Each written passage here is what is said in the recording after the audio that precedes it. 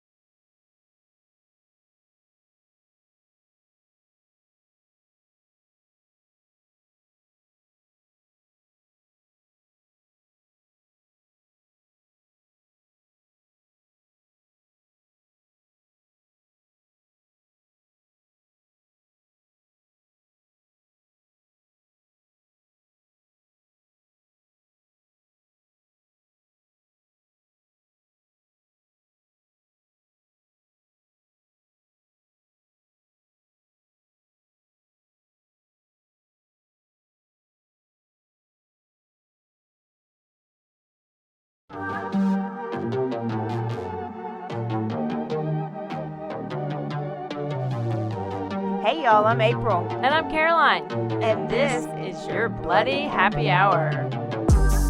Caroline, are you ready for this? This is your newest guilty pleasure. It's the bloodiest part of your week. Did we say something about it also being happy hour? Show did. Because we about to be sipping on some murder. Bloody Happy Hour.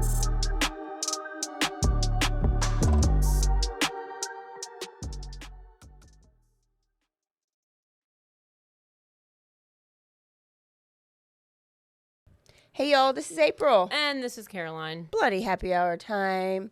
What is today? Today is Tuesday. We is got a quickie for you. Quickie day. And I have not been all in the news, so I'm hoping you are going to tell me the story that I want to hear about because I've seen it, but I hadn't looked into it. So where we go? What we doing? Is it that Bryan Kohberger finally came out with his Alibi? Was that the story? Oh, I did see that. Because it was. I mean, you can't miss out on that.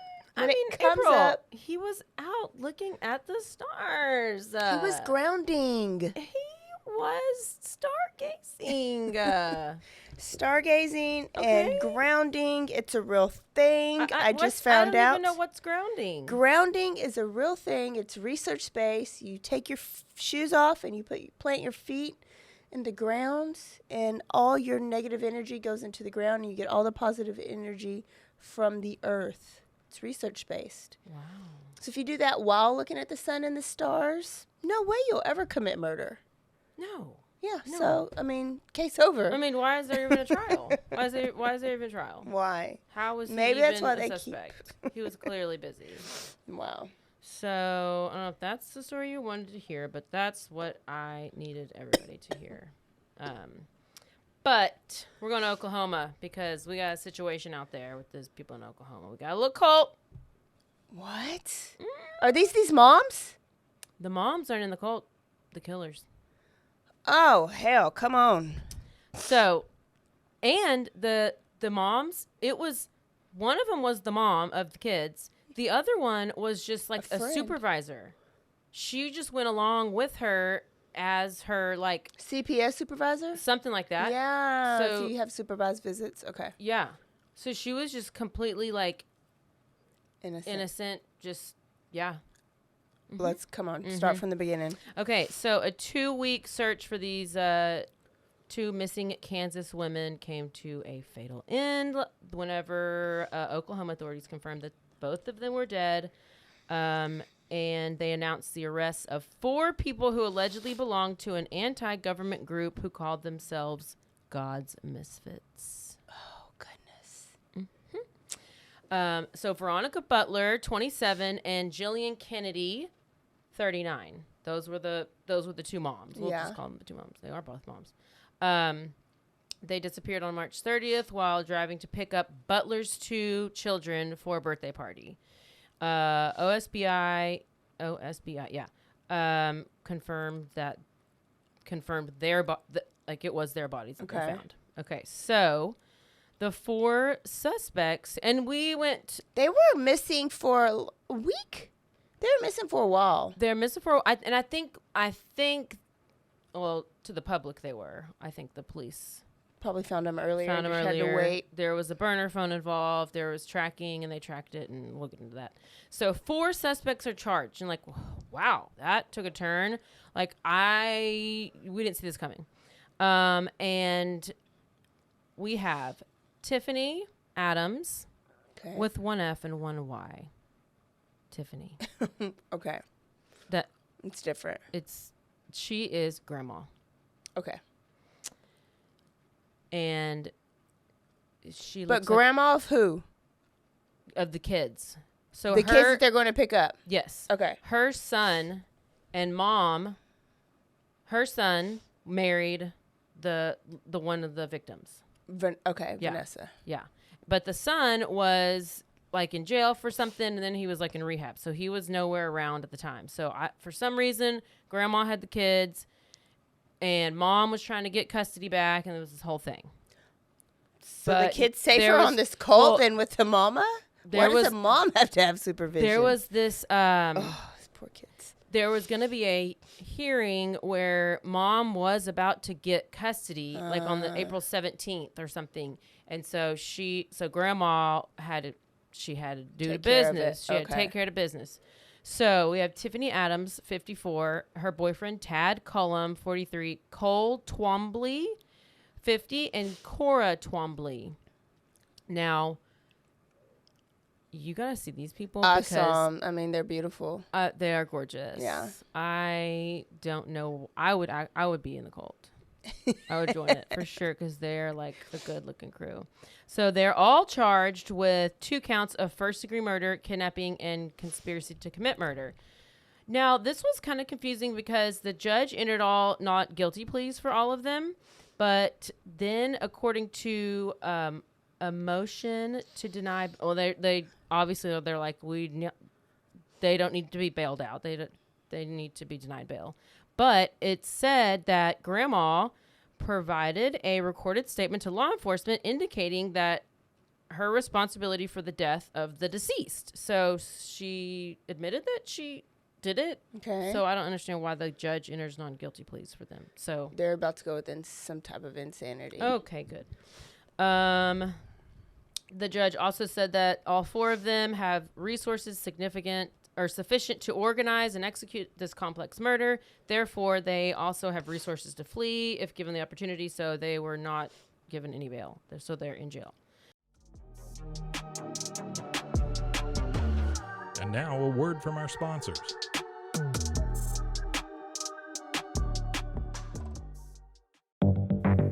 Step into the unexpected with Cultastic, or How to Start a Cult Without Really Trying. A podcast where cult creation unfolds in the most unpredictable way. Join us on a unique journey into the world of theoretical cult formation. Unlike any other podcast, each episode of Cultastic is co-written in part using ChatGPT, and we let it decide our fate, good or bad. What makes Cultastic truly intriguing? We don't know what's coming each week. Together with our AI co-author, we'll discover and build this cult one episode at a time, exploring various aspects of cult dynamics, leadership, and group psychology. Delve into themes of charisma, influence, and the power of group thinking. It's a blend of expert analysis, theoretical exploration, and the unforeseen twists of AI-generated ideas. Remember, Cultastic is an exercise in imagination and education where we weave a narrative one episode and one tenant at a time. Curious about where this journey will take us? Subscribe to Cultastic or How to Start a Cult without really trying on your favourite podcast platform or at roguemedianetwork.com. Let's build this mission to save the people of Earth, week by unpredictable week.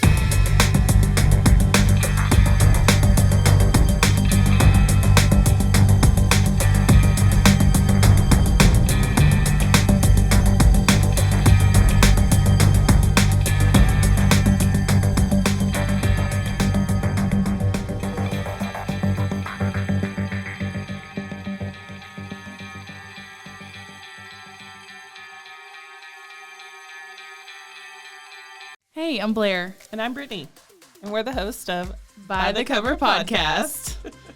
We cover everything from mysteries, thrillers, romance, chick lit, and even some smut. Don't forget the smut. Yeah. We're so excited to get this thing going and share this with you guys. We've been talking about this for months, and it's finally happening. Yes. Special shout out to Rogue Media for helping us with this. For sure.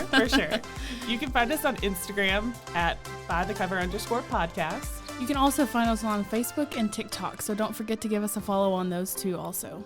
And we are so excited to dive into some of our favorite books and share those with you. We can't wait. Hope you love it.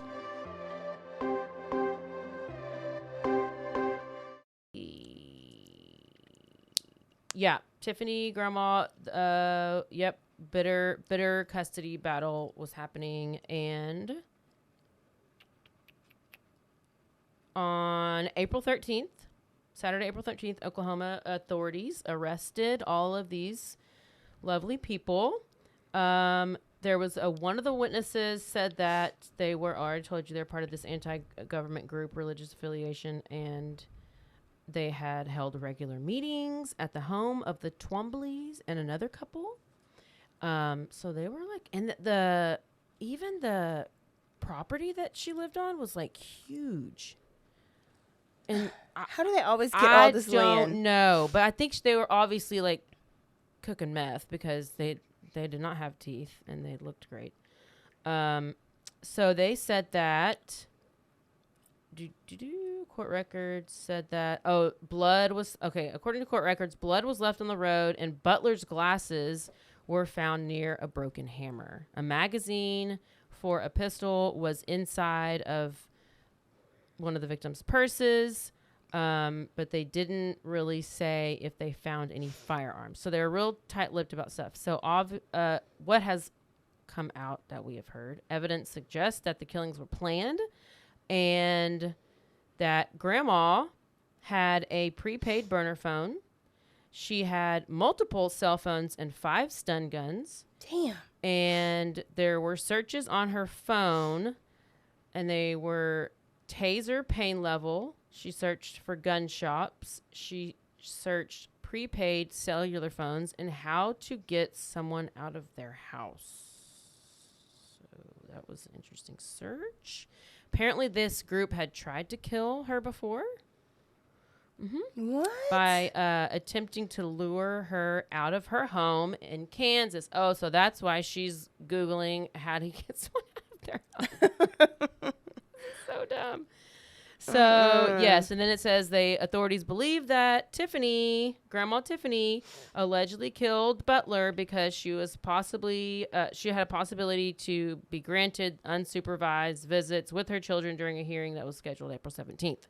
So she was I don't know why she didn't have custody, but anyway. They said that they were, Adams, let's see, Tiffany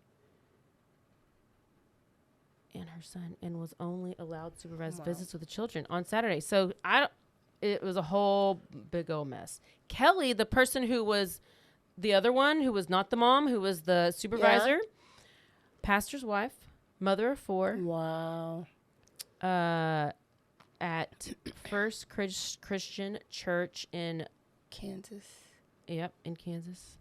And in recent months, she had accepted a new job with Willow Christian Church in Nebraska that she hadn't started yet.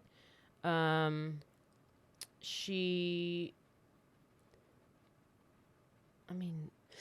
awful. So usually if you don't, because I know somebody that was a supervisor as like a part-time job. Okay. Because think about CPS and like so many families have to have supervised visits, but your supervisor has to be somebody without a record. So if nobody in that immediate family is without a record, they have to go to this list that CPS gives them, but that list is very short, meaning like there's not a lot of people out there to do it. So I have a friend that was doing that as like part-time on the weekends. She would go and like meet them at Chuck E. Cheese for 2 hours, and she would just be there to make sure the parent who needed the supervised visit wasn't leaving with the kid, or if she was right, or if they were, she was right there. Yeah. So this lady was probably either one, a member of the church and was agreed to be a supervisor, like they were members of each church, or this was just like a side gig that she was doing to make extra money. Okay, this is the juicy part. So they found out that Grandma Tiffany had purchased 3 burner phones, all of which pinged near where Butler's car was found, and at the last known location of the women before their disappearance. Cell phone data from the 2 burner phones led authorities to a pasture property rented by Cullum. Who's Cullum? Oh, I think that's the boyfriend. Rented by the boyfriend.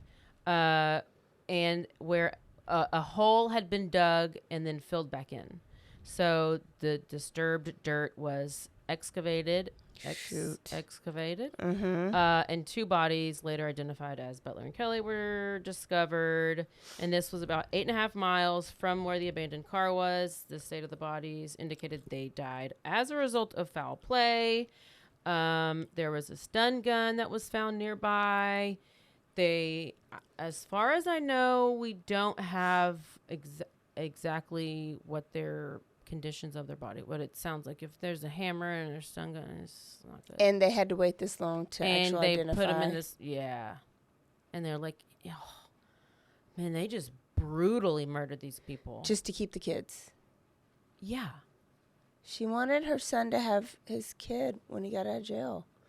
She's just being a good grandma. She actually was a good grandma. Yeah. I mean, sometimes you gotta just do what you gotta do. You gotta take it into your own hands. Yeah. You know, you just gotta, it's part of it.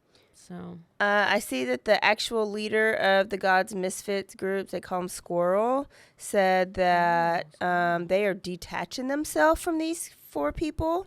That it is not an anti-government cult, and that they are just about spreading the love of Jesus and not what these 4 are about. So are the 4, were they trying to develop their own cult and be God's Misfits? Or is God's Misfits because if they're loving Jesus, why are they saying they're God's Misfits? Everybody. I mean, we're all misfits. Okay. It's fair. We're I don't know. But I'm glad that Squirrel really came out and gave a statement and was like, you know what? They're not part of this cult anymore. They're out. So hopefully, yeah. So Squirrel I actually like that. I mean, I trust everybody named Squirrel, so. Absolutely. I might go visit his church. Let's go to Milwaukee and, I don't know about that one. Because, this is going to be a little, human remains. We got body parts. We're always satisfied when we go to Milwaukee. Yeah. Never in shock. More human remains, including a torso that are believed to belong to a missing woman, have washed up on a beach along Lake Michigan. What? The torso and an arm believed to belong to 19-year-old. Okay, it's spelled Sade, but it's like Sage or Suave. Okay. it looks like Sade Robinson. So Okay. I'm going to call her Robinson because I'm going to mess the name up. Yeah. And Sade. yeah, it's like Sade. Oh, I think it is Sade. Sade. Because I was like, Sade. Do I know this story? Go. Yeah. So 19-year-old Sade was found Thursday morning along this remote stretch of tree-lined beach in South Milwaukee, quarter of a mile from an apartment complex. The remains were found by someone walking on the beach. Maxwell Anderson, who's 33 years old, has been charged with first-degree intentional homicide for mutilating a corpse and arson of. I think he blew up her car. He probably blew up her car, and she was and then he like took her and chopped her up and like put her stuff all over, put her body all over the place. Yeah, mutilating a corpse and arson. That's what he's charged with. A phone message. Oh yeah, nobody. Let's see. He was arrested on April 4th, 2 days after a leg believed to belong to that they thought belonged to Robinson. The leg had been severed just below the hip. Surveillance video from a restaurant showed Robinson and Anderson sitting together at a bar on April 1st. He burned her car her burned car was found the next morning. Okay. But like that's all we have about that so far. But this is brand new. That's brand new, but when did she go miss? Has she been missing for a while? No. Okay. It's all new. All new murder and everything. Okay, so if he was arrested on April 4th,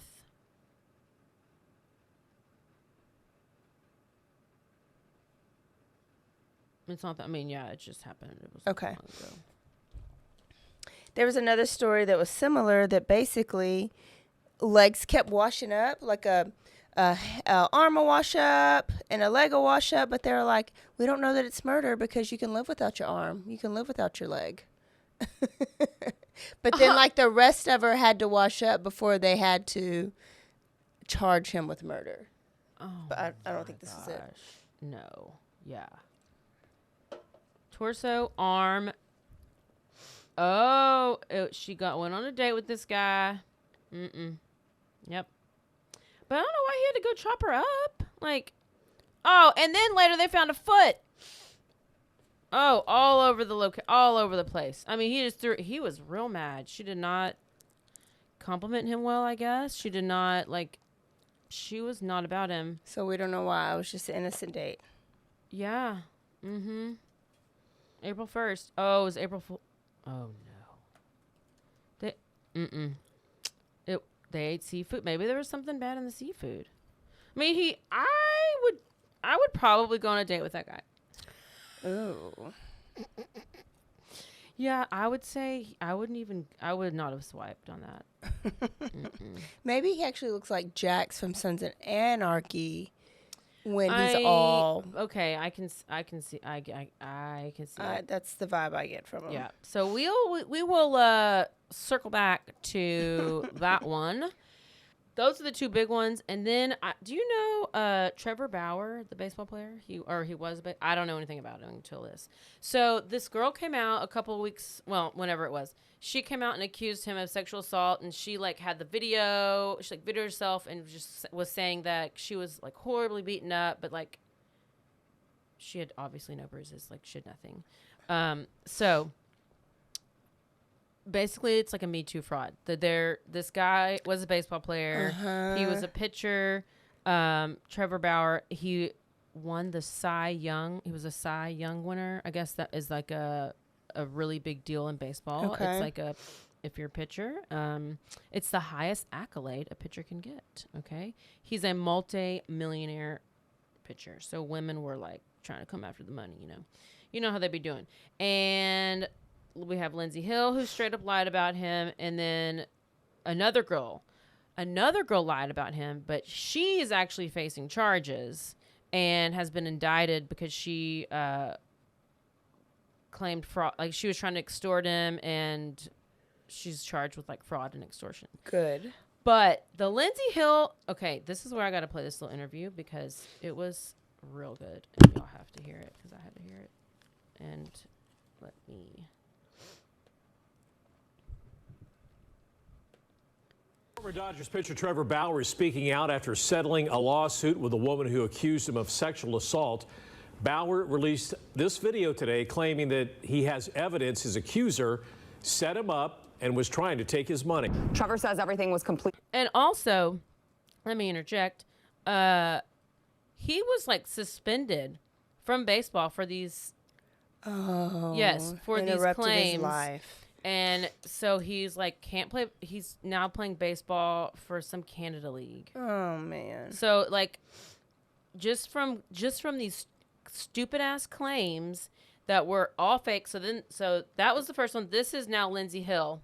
Consensual. He also released these text messages that came out in court indicating that you had planned the whole thing out. So I want to read some of these texts from you to a friend between the two of you before you met Trevor, this one. Next victim, star pitcher for the Dodgers. Okay. Victim is an interesting choice of words. I'm going to allow you a chance to explain yourself. But after you agreed to meet, you asked your friend what you should steal. Your friend answered his money. He says, another one from you to a friend, I'm going to his house Wednesday. I already have my hooks in. You know how I roll. With a screenshot in which you told him, tryouts don't scare me, Bauer. Pick a day and I am there. Here are some more after you and Trevor met up. Net worth is $51 million, to which your friend responds, bitch, you better secure that bag. Your text, need daddy to choke me out, being an absolute whore to try to get in on his $51 million. Oh my goodness. You say this wasn't a setup. How can you expect anyone to believe that? Yeah. She and her responses are like, well, that's a very good question. I'm so glad you asked that. As she's thinking of her life. Exactly. So those are just like, I'm glad that the one girl is getting like charged with shit and like has to go to jail for a little bit. I don't really know much about her, but I just know this Lindsey Hill. But this is happening other places. This and this is the last one I'll tell, is this guy named Clayton Eckert. He was on season 18 of The Bachelorette. Okay. Then he was the star of season 26. He was The Bachelor. Okay. So, and he played like college football and went to the NFL for just like a minute, and he did like training camp for the Seahawks in 2016. Anyways, did I tell you his name? Clayton Eckert. Yeah. He hooks up with this chick. Literally, they hook up for 5 hours. She gave him 2 blowies, and they were on gummies. She then, like 5 days later, says that she's pregnant.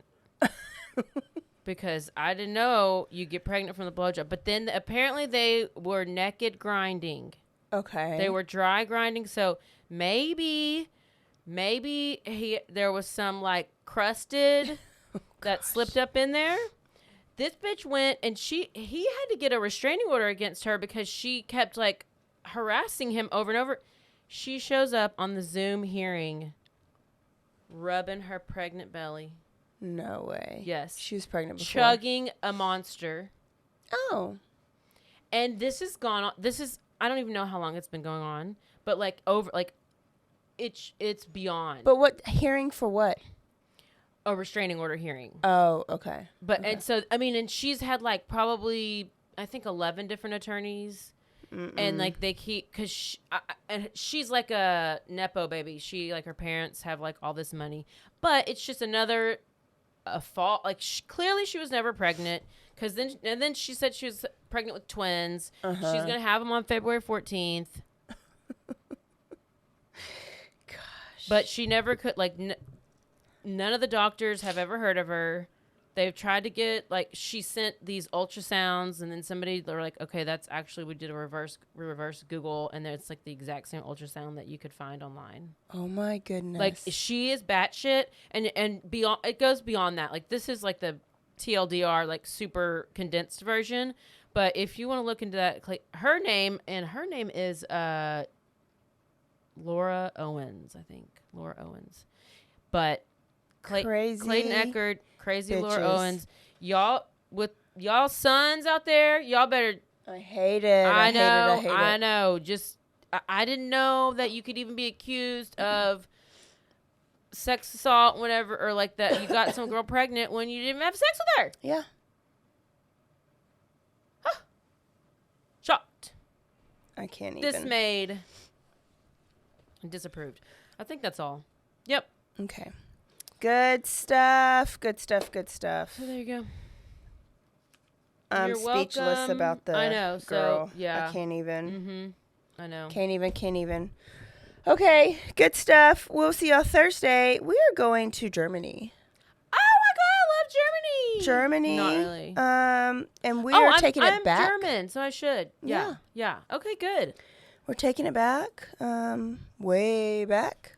Way back. Are we going like to the 18? Oh, this I might be believe. this might even be the earliest, like, because I did one about a ship. 1883.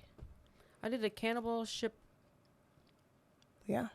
And I got a good should I got record a it. good story for y'all for a life story that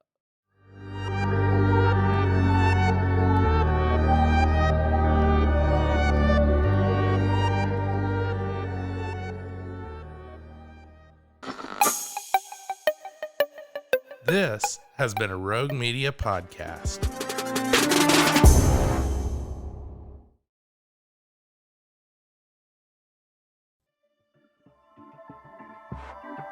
This has been a Rogue Media Network production.